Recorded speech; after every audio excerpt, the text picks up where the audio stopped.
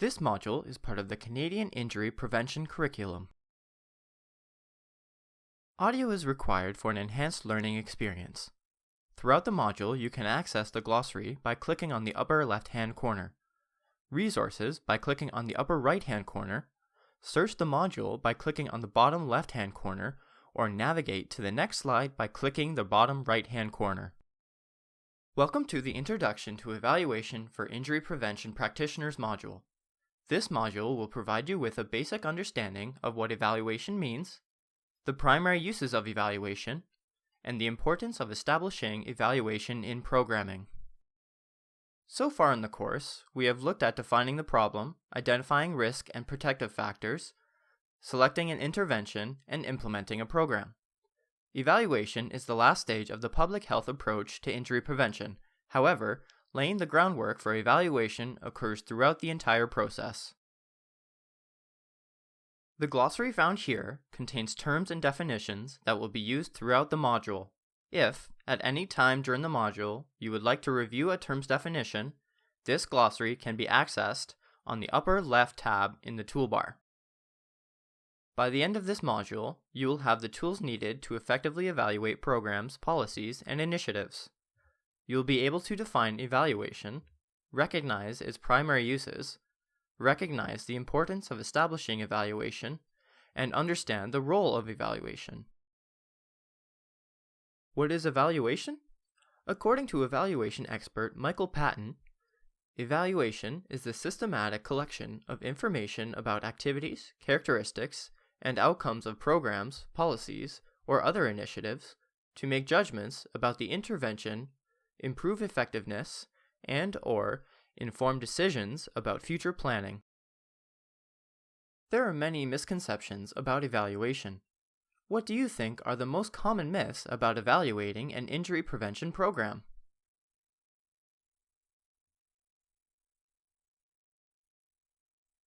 Consider some of these conversations. I've been thinking a lot about how we're going to evaluate our Safe Play program, and I really think we need to hire an expert evaluator. Evaluation is above our heads. We don't know how to execute a complicated analysis. We wouldn't even know where to start. Evaluation doesn't have to be difficult. It doesn't need to involve a complicated design or complicated analysis. The process and approach can be very different for every community and every program. There is no single way of doing evaluation. Consider the following conversation. I finalized the budget for our grant application, but I'm thinking we should remove evaluation from the budget. It's going to be too expensive. Evaluation doesn't have to be a huge financial burden. It can be done inexpensively. There are many resources available in the community, including many listed below, that can support evaluation at little to no cost. Consider the following conversation. It looks like everything is on target for the rollout of our program this spring. Great, what evaluation strategies have you built in? Oh, we don't need to worry about evaluation until the program is finished. Evaluation is an ongoing process that begins as soon as the idea for an injury prevention program is conceived. It is important to fine-tune your initiative at every step of the way so that you can make any adjustments needed and avoid surprises later. Evaluation isn't about judging a program or intervention after it is complete. It should never be viewed as an add-on or optional component. Why is evaluation so important? Take a minute to describe why you think evaluation is important.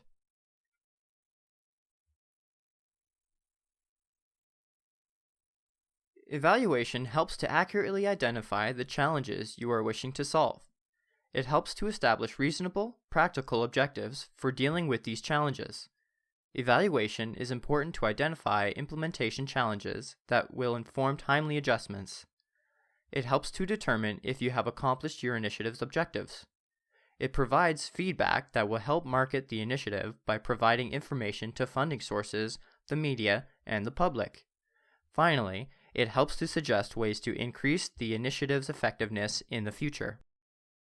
There are three main types of evaluation: formative evaluation, process evaluation, and outcome evaluation. The first type of evaluation is formative evaluation.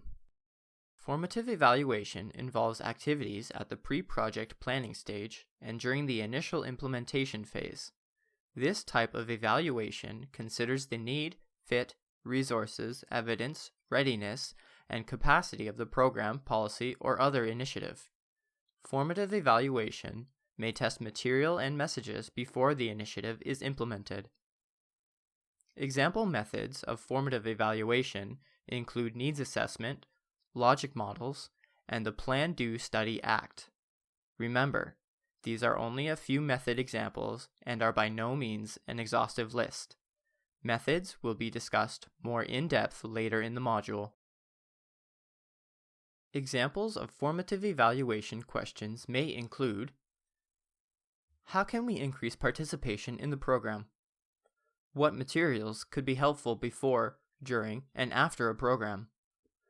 What stakeholders should I get involved with this project? What resources are available to me? I mentioned earlier that an example method of formative evaluation was needs assessments.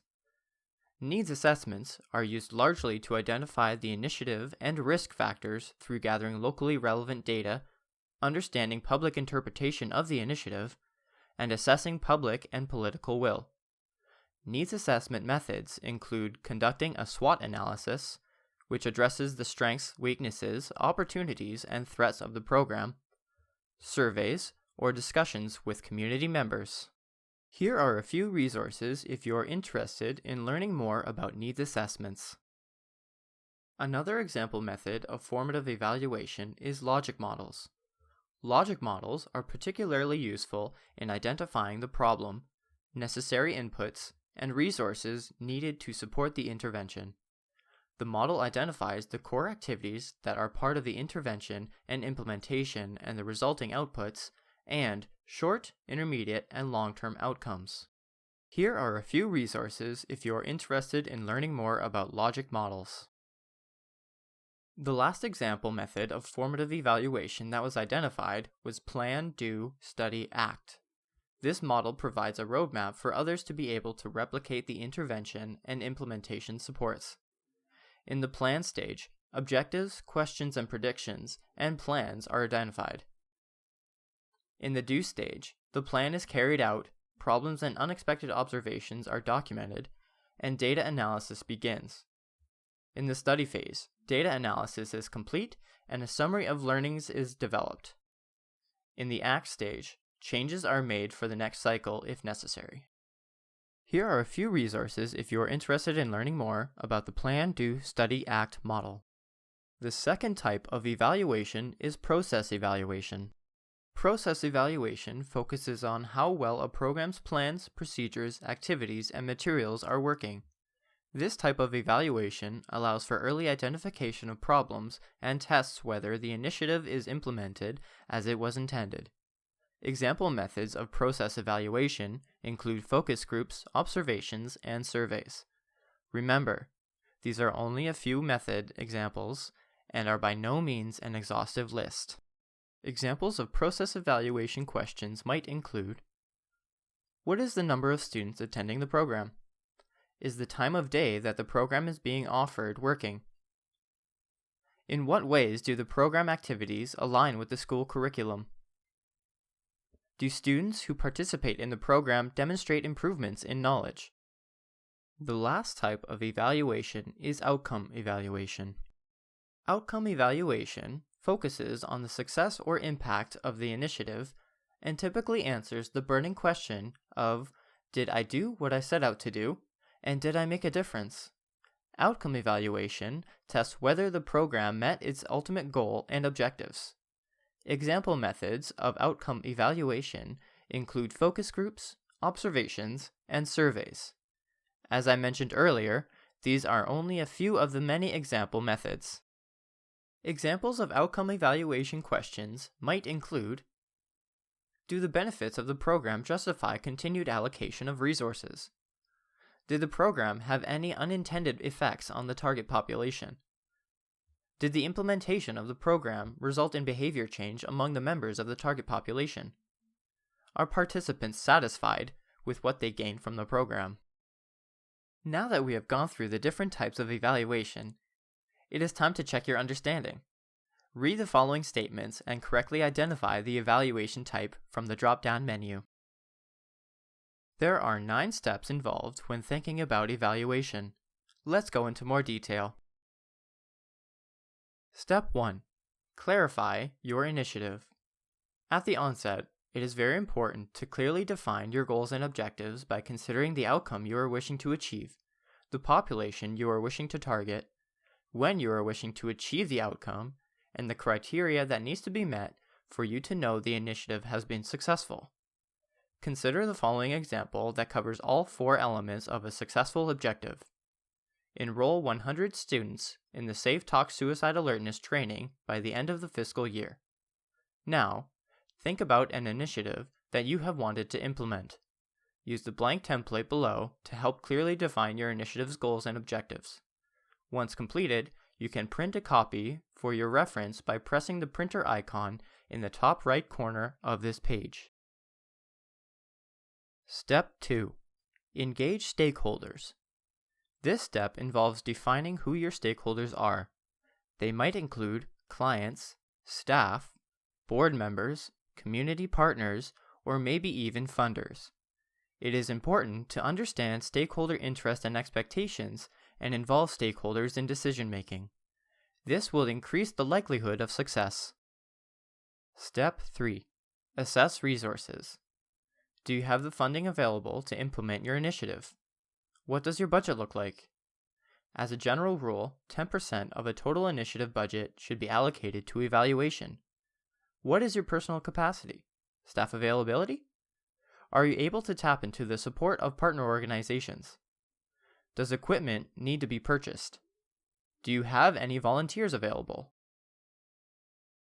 Step 4. Design your evaluation. Reflecting back on the knowledge you have gained thus far in the module, select the type of evaluation to be conducted and the method to be used. Step 5. Determine method measurement. There are 2 types of measurement you can use, quantitative and qualitative.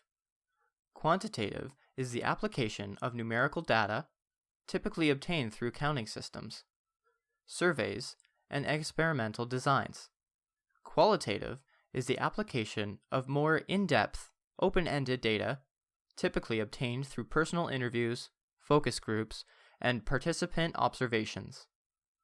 As the great Albert Einstein once said, "Not everything that can be counted counts, and not everything that counts can be counted." Step 6. Data collection. Now that you have determined the types of measurement methods you will use, it is time for data collection. In this step, how the data will be collected, what questions will be asked, and who will ask them will be addressed. Step 7. Data analysis. It is important in this step to identify who will analyze the data and how the analysis will be conducted. Remember, data analysis doesn't have to be a complicated process.